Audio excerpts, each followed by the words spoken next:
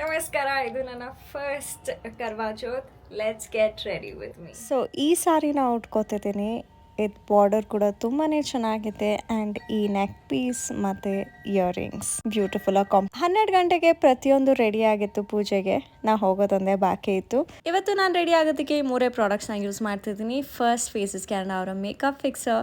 ಇದು 12 hours ತನಕ long stay ಕೊಡುತ್ತೆ. ಮ್ಯಾಟ್ ಫಿನಿಶ್, ಹಾಗೆ this is infused with tea tree extracts. ನೋಡಿ ಎಷ್ಟು ಗ್ಲೋಯಿಂಗ್ ಆಗಿದೆ ಅಂತ. ನೆಕ್ಸ್ಟ್ ಫೇಸಸ್ ಕ್ಯಾನಡಾ ಅವರ all day 3-in-1 hydra mat foundation ನ ಯೂಸ್ ಮಾಡ್ತಿದ್ದೀನಿ. ಇದು ಮಾಯಶ್ಚರೈಸರ್, ಸನ್ಸ್ಕ್ರೀನ್ ಮತ್ತೆ ಫೌಂಡೇಶನ್.